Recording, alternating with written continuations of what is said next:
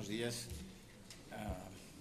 Quisiera, en primer lugar, agradecer muy sinceramente a la organización de esta jornada técnica haberme invitado, ¿no?, a esta sesión, a la que he venido francamente con mucho gusto, ¿no? Parece que las funciones o las finalidades de quienes están de todas estas iniciativas son absolutamente respaldables, y en ese sentido pues estoy encantado de que me hayan invitado, ¿no? Les agradezco, por tanto, la invitación y desde luego a ustedes su presencia, ¿no? Y ya, pues sin más, yo creo que deberíamos comenzar, porque andamos realmente justos de tiempo, ¿no? Somos 5 en la mesa. Yo creo que hemos hablado entre nosotros, y la organización de esta intervención consiste en que yo voy a introducir digamos, el marco o el flanco jurídico de las cláusulas sociales en la contratación pública, y el resto de los ponentes nos contarán sus experiencias y sus creencias, ¿no?, naturalmente, en sus respectivos sectores de trabajo, ¿no? Bueno, desde este punto de vista hay que decir que el título de las jornadas es de esta sesión de las cláusulas sociales, ¿qué ha cambiado en el último año, ¿no?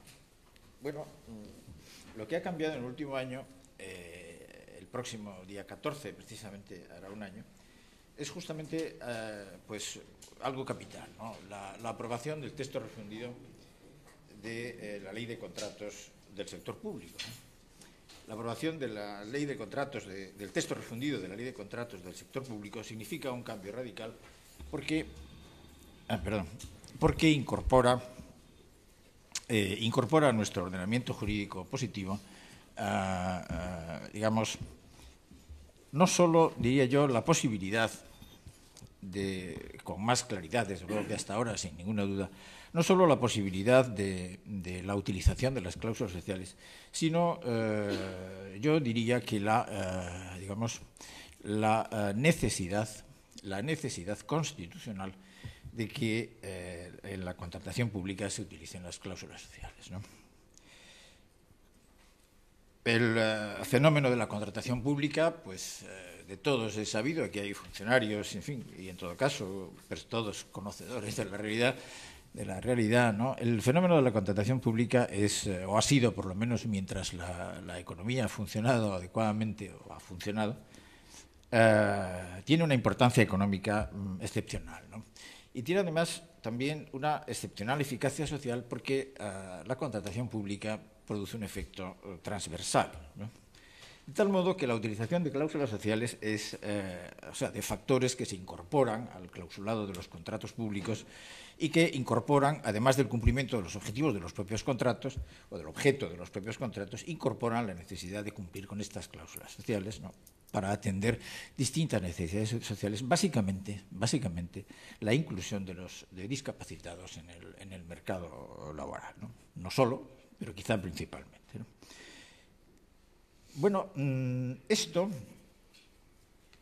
tiene entre nosotros, digamos, nulos antecedentes, ¿no? Los antecedentes de esta figura de las cláusulas sociales están en la Unión Europea, que luego explicaré brevemente. Pero lo que quería decir antes de nada es el marco constitucional de las cláusulas sociales, ¿no? El marco constitucional de las cláusulas sociales, que es lo que me lleva a afirmar la necesidad de incorporar las cláusulas sociales en la contratación pública, no solo la posibilidad, ¿no? De manera que quien se enfrente al trabajo diario de incorporar cláusulas sociales en los contratos, cosa complicada, porque es fácil decir incorporar, pero luego hay que redactar los pliegos de condiciones y, bueno, ahí entramos ya en el terreno de las dificultades. Hay que evaluar también las consecuencias de la aplicación de cláusulas sociales, porque realmente, si esa aplicación no conduce a resultados prácticos y eficaces, pues sencillamente no sirve para nada. Pero quien opere en este asunto debe saber que el ordenamiento jurídico, que el ordenamiento constitucional no solo respalda, sino que impone, creo yo, el uso o la utilización de estas cláusulas sociales. ¿Dónde está la justificación constitucional de esto que estoy diciendo? Pues está nada más y nada menos que en el artículo 1 de la Constitución y en el artículo 9.2 del propio texto constitucional, ¿no? El artículo 1 dice que España se constituye en un Estado social y democrático de derecho. Si no recuerdo mal, que España se constituye en un Estado social y democrático de derecho que propugna como valores superiores de su ordenamiento jurídico la libertad, la justicia, la igualdad y el pluralismo político. En la práctica constitucional todo el mundo sabe que no es lo mismo el artículo 1 que el artículo 200 o 500 si lo hubiera, ¿no? No es lo mismo. El artículo 1 tiene todo el título preliminar, en particular el artículo 1 tiene digamos, un peso específico muy grande, ¿no? España se constituye en un Estado social y democrático de derecho que propugna como valores superiores el ordenamiento jurídico, la libertad, la justicia, la igualdad, que es lo que nos importa a nosotros, y el pluralismo político. Bien, la igualdad, por tanto, una exigencia de la Constitución de España en Estado social, ¿no? Esto está copiado literalmente de la Grundgesetz, ¿no? De la ley fundamental de Bonn, de la Constitución alemana, que es el primer texto constitucional que introduce la cláusula del Estado social en la Constitución. Es el primer texto constitucional que incorpora la configuración del Estado como un Estado social. Innecesario es decir que esto ha generado una cantidad enorme de literatura jurídica, pero no solo literatura, sino decisiones del Tribunal Constitucional alemán, también, desde luego, más recientemente, por supuesto, del español, que han condicionado completamente la realidad jurídica y la realidad política de Alemania y de toda la Unión Europea, en realidad, ¿no? La Constitución alemana es del año 49, la española es del año 78. Bien, en la Constitución alemana se dice simplemente que la República Federal de Alemania es un Estado social. Eso está dicho ya en el artículo 1. Pero nuestra Constitución es más moderna que la Constitución alemana y, por tanto, precisa los términos en los que la propia Constitución concibe esta cláusula del Estado social, ¿no? Y lo hace de una manera absolutamente definitiva, no creo yo, en el artículo 9.2 de la Constitución, ¿no? Corresponde a los poderes públicos promover las condiciones para que la libertad y la igualdad del individuo y de los grupos en que se integra sean reales y efectivas. Por tanto, la Constitución está diciendo que la igualdad debe ser, el artículo 9.2, que es la cláusula del Estado social, está diciendo que la igualdad tiene que ser real y efectiva, ¿no? De los individuos y de las personas en los que los individuos se integran, de los grupos en los que los individuos se integran. Pero además es necesario que los poderes públicos remuevan los obstáculos que impidan o dificulten su plenitud y faciliten la participación de todos los ciudadanos en la vida política. Remover los obstáculos que impidan o dificulten su plenitud, es decir, la plenitud de la igualdad. Bueno, esto es absolutamente capital, porque la Constitución no se limita a establecer el principio de igualdad desde una perspectiva, afirmativa, ¿no? Pasiva. Es decir, bueno, pues muy bien, la igualdad pues es un principio constitucional y por tanto debe tenderse, pues está muy bien, ¿no? Al contrario. Remover los obstáculos que impidan o dificulten su plenitud. Esto es absolutamente capital, a mi juicio, ¿no? Porque sirve también de cobertura constitucional a algo pues que se ha discutido, cuya constitucionalidad se ha discutido y que aquí es absolutamente pertinente, constitucionalidad que el Tribunal Constitucional ha afirmado rotundamente. Me refiero a la llamada discriminación positiva, que es el último término de lo que aquí estamos hablando también, ¿no?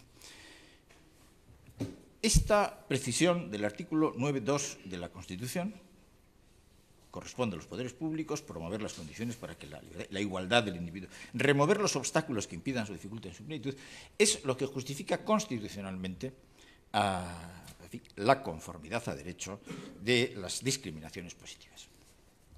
Es decir, no hay, ninguna objeción desde el punto de vista jurídico ni constitucional ni del ordenamiento de la legislación ordinaria, no hay ningún obstáculo jurídico a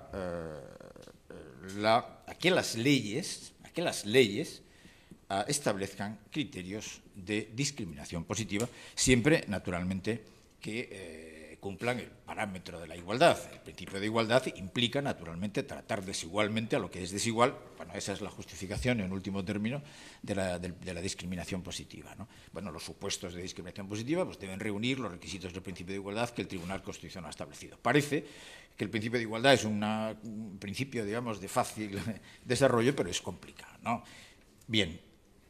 Artículo 9.2 de la Constitución, artículo 1 del Estado Social, cláusula del Estado Social que nuestra Constitución incorpora en el frontispicio de su texto, en el artículo primero y precisa en el artículo 9.2, que cubre la constitucionalidad de las cláusulas sociales y además la constitucionalidad de la discriminación positiva que puedan introducir las cláusulas sociales o que, en fin, o que puedan establecerse a través de este mecanismo, ¿no? ¿Cuál es el origen, ¿no?, de las cláusulas sociales entre nosotros en nuestro ordenamiento? No tenemos, digamos, antecedentes, solo con la legislación de contratos, la antigua ley de contratos de las administraciones públicas del 95 introducía alguna cosa. El texto refundido de esta ley también introdujo alguna cosa. La ley de contratos del sector público, la redacción inicial también recogió alguna cosa, pero es justamente la ley de 4 de noviembre de 1911, justo hace un año, la semana que viene, la que incorpora, digamos, de manera plena entre nosotros la posibilidad y un desarrollo, digamos, razonable y potente, ¿no?, para que el juego de las cláusulas sociales pueda desarrollarse en plenitud. Esto ya no es un problema jurídico, esto es la idea esencial de la intervención que quiero transmitirles. Las cláusulas sociales no son un problema jurídico, sino que, bueno, entran ya en el terreno de los problemas técnicos. Vamos a ver, seguramente, dentro de las intervenciones de los demás, pues muchos, y va a haber muchas, y hay muchas complicaciones en poner todo esto en marcha, sin ninguna duda. Pero lo que quisiera, digamos, asegurar con absoluta rotundidad es que no hay problemas jurídicos. Esto surge las cláusulas sociales surgen a partir del Tratado de Niza de 2000 en la Unión Europea y de una comunicación interpretativa de la Comisión sobre, textualmente, la legislación comunitaria de contratos públicos y las posibilidades de integrar aspectos sociales en dichos contratos. Fin de comillas, ¿no? Esta es la comunicación interpretativa que la Comisión de la Unión Europea hace en el Tratado de Niza sobre este asunto de los aspectos sociales, de integrar aspectos sociales en la legislación comunitaria de contratos públicos. Aquí comienza el desarrollo, o el nacimiento, si se quiere, de las cláusulas sociales en la legislación positiva de la Unión Europea y el comienzo, pues, de la española, ¿no? Hay jurisprudencia del Tribunal de Justicia de la Unión Europea que es extremadamente progresista y que va delante de las normas comunitarias, ¿no?, y que en la que las normas comunitarias se apoyan y sostienen este asunto, ¿no? Pero, repito, es en la agenda de política social del Tratado de Niza en donde se habla por primera vez de estas cláusulas sociales y se establecen tres elementos básicos para que las cláusulas sociales sean posibles. Ya no estamos hablando de la constitucionalidad del uso de las cláusulas sociales, sino de su uso en la legislación ordinaria, ¿no? Primero, la prohibición de que las cláusulas sociales supongan algún tipo de discriminación para los licitadores de otros Estados miembros. Absolutamente lógico. Segundo, la necesaria relación entre el contenido de las cláusulas sociales y el objeto del contrato. También absolutamente natural. Y, en tercer lugar, la obligatoriedad de expresar el alcance de esos aspectos sociales en el anuncio de licitación.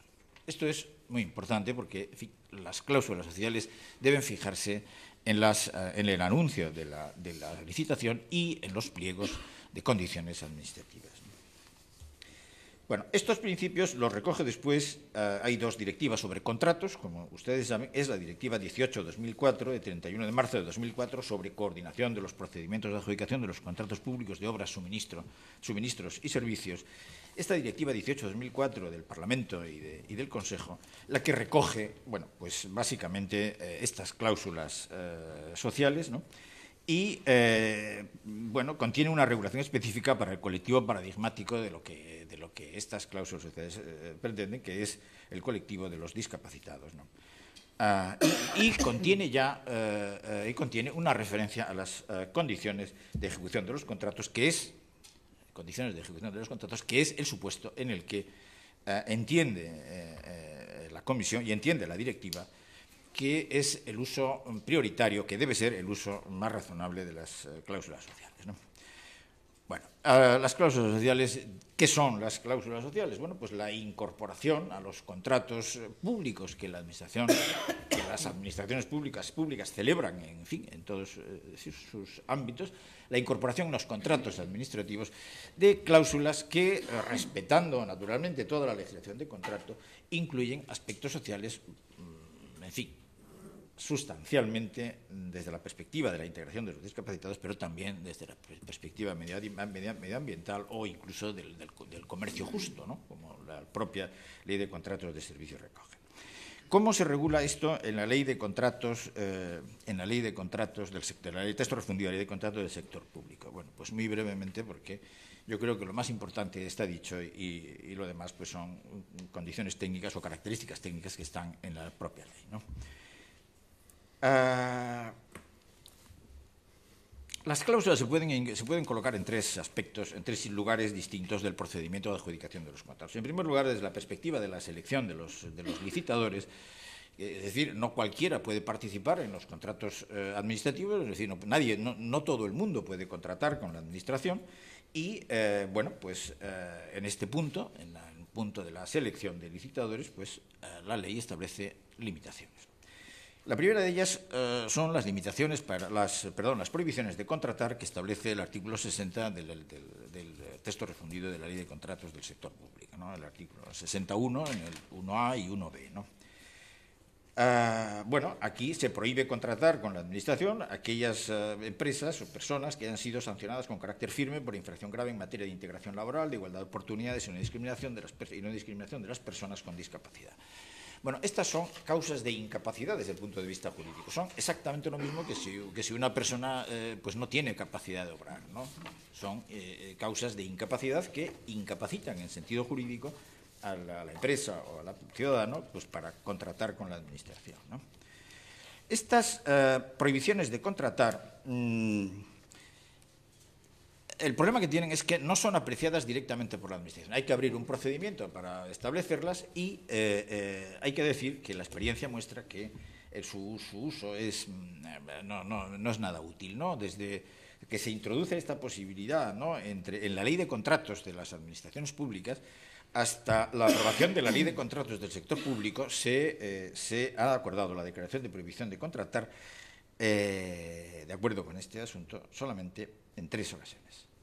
Con lo cual, pues esto da idea de que, bueno, es evidente que se podría utilizar más este instrumento, pero no se ha hecho. Otra cláusula, ¿no?, es la acreditación de la solvencia que exigen los artículos 62 y siguientes del texto refundido de la Ley de Contratos del Sector Público, ¿no?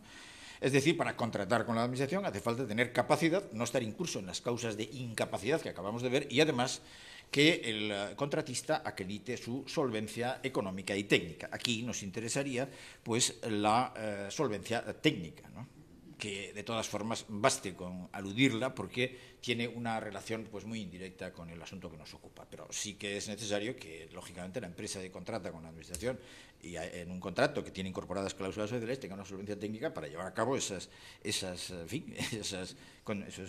cláusulas sociales que se compromete a cumplir o que se le obliga a cumplir según donde estén puestas, ¿no? Y finalmente, desde esta perspectiva de la elección o de la selección de los licitadores, hay que referirse a la reserva que la disposición adicional quinta de la ley de texto refundido de Ley de Contratos del Sector Público hace a favor de los centros especiales de empleo, ¿no? Bueno, esto se hace por primera vez en nuestro derecho y se reserva a los centros especiales de empleo, que regula un decreto de 4 de diciembre de 1985, y que ustedes con seguridad conocen, bueno, pues le reserva la posibilidad de celebrar los contratos. La que nos ha facilitado la organización, la Junta de Castilla y León, pues ha hecho una incorporación de las cláusulas sociales muy completa a su ordenamiento, obligando a todas las administraciones, a través de una directiva obligatoria, a incorporar las cláusulas sociales. En ella está también, naturalmente, esta reserva en favor de los centros especiales de empleo en según qué contratos. Todo ello en la fase de selecciones desde la selección de los licitadores, ¿no? En la fase de adjudicación del contrato hay son otro tipo de cláusulas. Aquí de lo que se trata no es de seleccionar a un licitador capaz de ejecutar o de llevar a cabo cláusulas sociales con la administración, sino aquí de lo que se trata es de valorar los contenidos sociales de las cláusulas sociales a la hora de adjudicar el contrato. Aquí estamos ya, evidentemente, en un terreno peligroso, porque la manipulación de los criterios valorativos puede producirse. Hay que tener cuidado con esto. El artículo 150 de la ley establece los criterios de valoración de las ofertas y establece, pues claro, una regla elemental, que es que cuando hay solo un criterio de adjudicación, pues es evidente que el único criterio de adjudicación es el precio. Es decir, para que se puedan utilizar cláusulas sociales, pues tiene que haber más de un criterio de valoración, ¿no? Y por tanto, pues solo en ese supuesto pueden incorporarse las cláusulas. Los requisitos que la ley establece para que estas cláusulas, ¿no?, puedan incorporarse en la adjudicación del contrato es, primero, que haya una relación directa entre los criterios sociales y el objeto del contrato, obvio. En segundo lugar, que la aplicación de estos criterios no atente contra los principios de libre circulación de mercancías, la libertad de establecimiento y la libre prestación de servicios. Evidente también, porque eso implica el cumplimiento de la legislación comunitaria, ¿no? Que el poder adjudicador no pueda elegir al adjudicatario de manera parcial y arbitraria, pues sin comentarios, ¿no? Y, por último, que los criterios estén expresamente mencionados, esto también es importante, en la documentación preparatoria del contrato, es decir, en el anuncio y en los pliegos tiene que estar esto claramente, ¿no? Luego, la disposición adicional cuarta establece lo que es característicamente lo que se llaman las cláusulas de desempate, que son justamente las cláusulas que se aplican en esta fase, ¿no? Son cláusulas de desempate donde se establecen 4 tipos de preferencias en caso de que haya igualdad en la valoración de los demás aspectos. Es decir, cuando en la valoración del adjudicatario haya igualdad, puede funcionar como cláusula de desempate una cláusula social que puede referirse a los siguientes 4 tipos de preferencias. En primer lugar, que el contratista tenga un porcentaje de discapacitados superior al 2%. Esta regla responde a una idea de fondo, que es que todo el sector privado, pero también el sector público, tenga un 2% de discapacitados, ¿no? En el Estatuto Básico del Empleado Público, pues está la misma norma, ¿no? La misma norma. Hay la obligación de que en todos los concursos y oposiciones que se celebren, pues se reserve un turno de un 5% para discapacitados, con la finalidad de que se llegue al 2% de empleos de los discapacitados. La misma idea preside este tipo de preferencias, de cláusulas sociales, introducidas como cláusulas de desempate. En definitiva, desde el punto de vista jurídico, esta cláusula de desempate, de tener un 2% de discapacitados, es una especie de derecho de tanteo en favor de la empresa que dispone de estos empleados. De manera que cuando una empresa se ocupa de estas cuestiones sociales, bueno, pues el ordenamiento, a través de una cláusula social, le da un derecho de tanteo en la hipótesis de empate en la adjudicación de un concurso, ¿no? Otra preferencia va dedicada específicamente a la promoción y a la inserción laboral de personas en situación de exclusión social, es decir, referidas a las empresas de inserción reguladas en la Ley 13 de diciembre de 2007, ¿no? Bueno, esta es, otra cláusula de desempate, ¿no? El apartado cuarto se refiere a las entidades sin ánimo de lucro, al llamado tercer sector, fundaciones, en fin, asociaciones, etcétera, pero no las obras sociales de las cajas de ahorro, porque esto es otra cosa. Bueno, esto puede dar lugar, como todas otras cosas, yo no tengo tiempo pero las voy apuntando. Pero si alguien quiere preguntar, pues desde luego, las obras sociales no, porque eso forma parte de una de entidades financieras y esto no. En fin, otra preferencia para, repito, las entidades sin ánimo de lucro, pero cuando se trate de contratos relativos a prestaciones de carácter social o asistencial.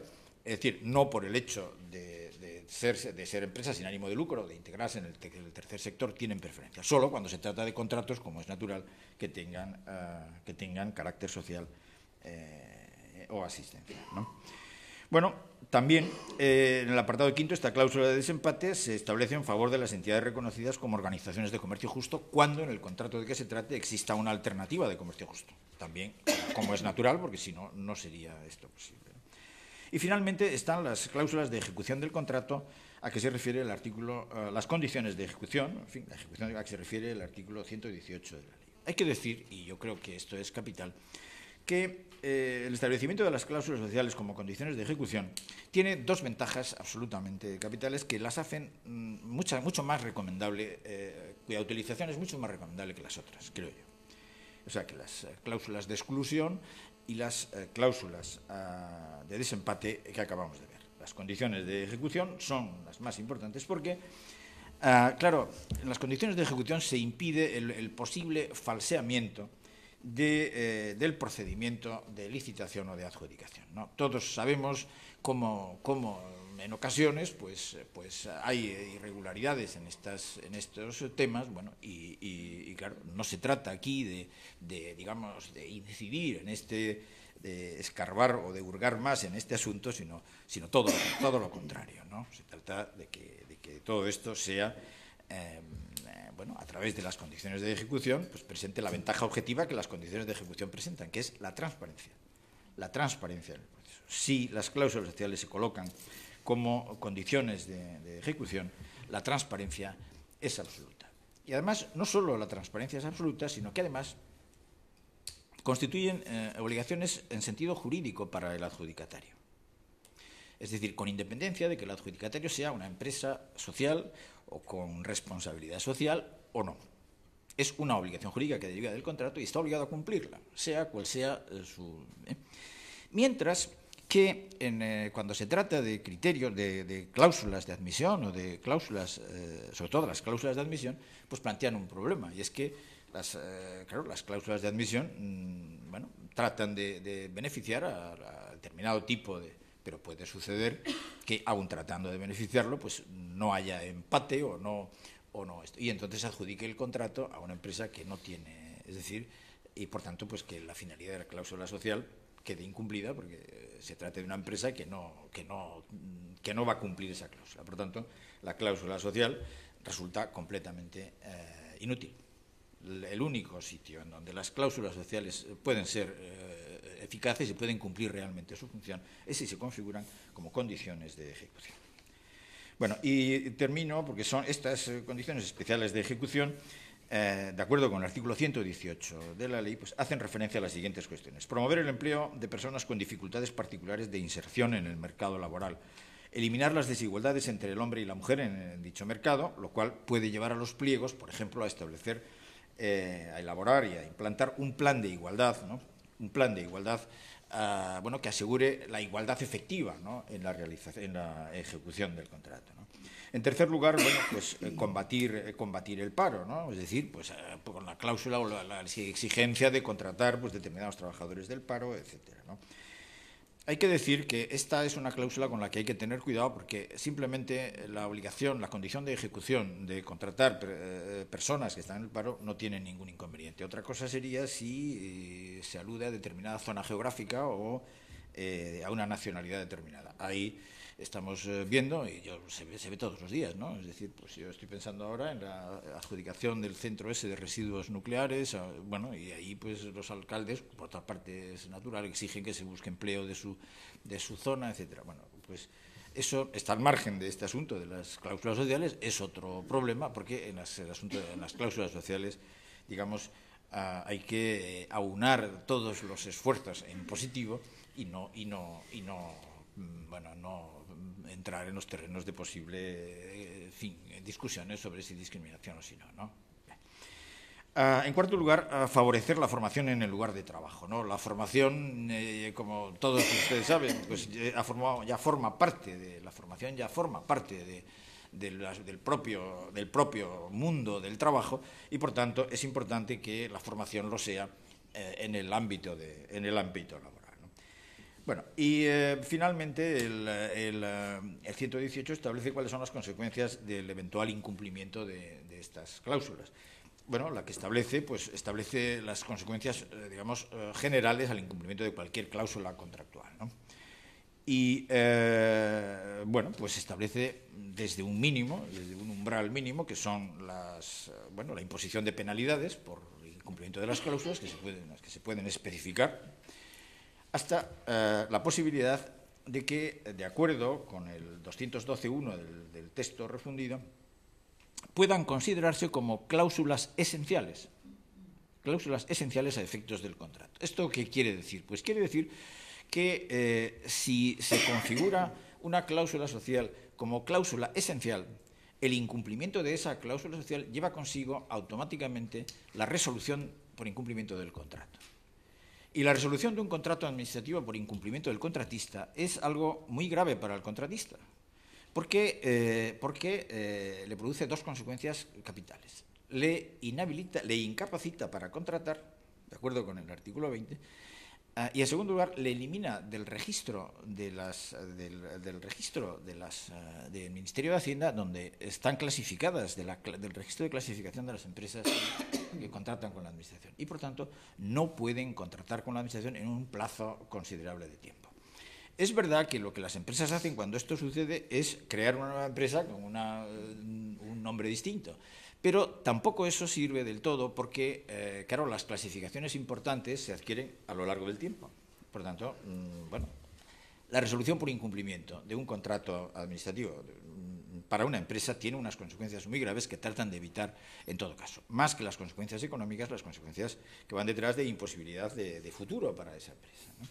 Por tanto, con las cláusulas sociales como condiciones de ejecución, se puede, si la administración contratante lo quiere, claro, ahí entran en juego pues muchas valoraciones que naturalmente yo no voy a hacer aquí, pero si quiere puede considerar esas cláusulas, esas condiciones, esas cláusulas sociales, consideradas como condiciones de ejecución, puede considerarlas como elementos o como cláusulas esenciales del contrato y, por tanto, sancionar con la resolución por incumplimiento en caso de que el contratista no lo cumpla, ¿no? Bueno, y esto es lo que tenía que decir y lo que, en fin, les pido me disculpen en fin, el que me he pasado del tiempo en primer lugar, y en segundo pues que han quedado las cosas bueno, apuntadas, que por otra parte es lo que pretendía. Si alguno ha sugerido alguna idea o se ha servido para algo, pues me alegraría mucho. Si tienen alguna cuestión, pues luego estaremos en condiciones de responder a las preguntas que ustedes planteen.